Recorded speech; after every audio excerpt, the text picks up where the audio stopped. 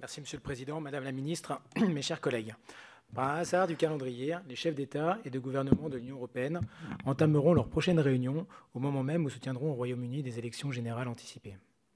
Si l'expérience récente nous a appris qu'il fallait se garder de tout pronostic au sujet du Brexit, espérons néanmoins que cette nouvelle étape permettra d'apporter un peu de clarté et de visibilité à un processus qui en manque cruellement et qu'elle contribuera à clore enfin le chapitre du divorce pour ouvrir celui de la relation essentielle qui nous reste à reconstruire pour l'avenir. C'est également d'avenir qu'il sera question au travers des deux principaux points à l'ordre du jour du prochain Conseil, à savoir d'une part l'ambition climatique de l'Europe à l'horizon 2050, et vous l'avez rappelé, et d'autre part son budget pluriannuel jusqu'à 2027. Concernant le climat, la Commission européenne dresse un tableau préoccupant de la situation. Elle estime ainsi qu'aucun État membre n'a présenté à ce jour de plan national permettant d'atteindre les objectifs climatiques fixés au niveau européen. Mais en outre que ces mêmes objectifs européens ne seront pas suffisants pour réaliser ceux de l'accord de Paris. Elle suggère en conséquence, comme cela a été confirmé par la proposition de Green Deal de Mme von der Leyen, de réviser à la hausse les engagements climatiques de l'Union européenne en portant de 40 à 55% la cible de réduction des émissions d'ici 2030 et en remplaçant la réduction de 80% d'ici 2050 par un objectif de neutralité carbone.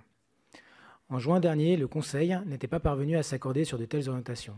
En effet, même s'il existe aujourd'hui un quasi-consensus entre États membres sur ces questions, certains d'entre eux, et notamment la Pologne, toujours très dépendante du charbon, font valoir leur réticence.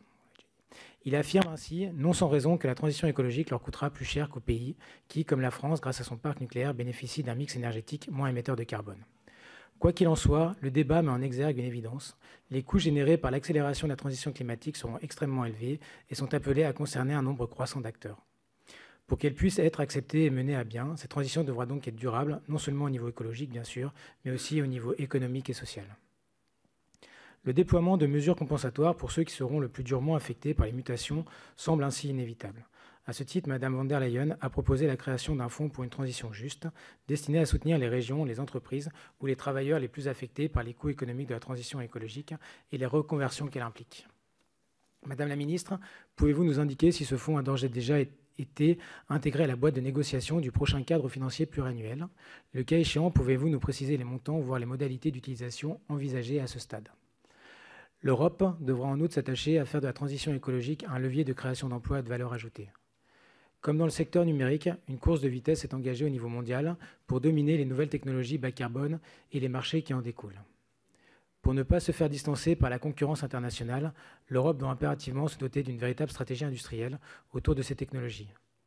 Celle-ci devra tout particulièrement mettre l'accent sur un financement accru de l'innovation et de son déploiement industriel, sur la structuration de filières compétitives, sur le développement des compétences dans les secteurs clés et sur des coopérations industrielles plus approfondies. Parallèlement, l'Union européenne devra veiller à ne pas devenir une île décarbonée au milieu d'un monde qui, lui, n'évoluerait pas. Ce ne serait cohérent ni économiquement ni écologiquement. L'introduction d'un mécanisme d'ajustement carbone aux frontières de l'Europe contribuerait à éviter un tel écueil en créant des conditions de concurrence plus équitables dans les échanges internationaux et en encourageant les fuites de carbone, notamment via des délocalisations vers les pays moins exigeants en matière climatique. De même, il est essentiel qu'aucun nouvel accord commercial ne soit conclu s'il ne contient pas de clauses contraignantes d'alignement des politiques menées par nos partenaires sur les objectifs de l'accord de Paris. Des évolutions de ce type sont une condition essentielle pour accélérer la transition écologique, sans pour autant exposer l'Europe à de nouvelles vulnérabilités économiques. Concernant maintenant le cadre financier pluriannuel, dont nous avons eu l'occasion de débattre récemment avec l'examen de la contribution française au budget européen, la présidence finlandaise devrait présenter au Conseil une nouvelle boîte de négociations chiffrée.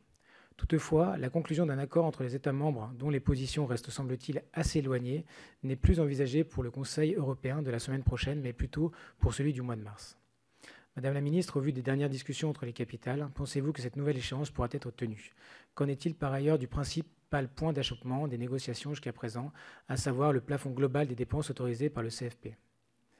On sait que la Commission a proposé de fixer celui-ci à 1,1% du RNB de l'Union européenne et que les parlements européens souhaiteraient le porter à 1,3%, mais aussi que plusieurs contributeurs nets, plus impactés que les autres par les conséquences budgétaires du Brexit, veulent le limiter à 1%.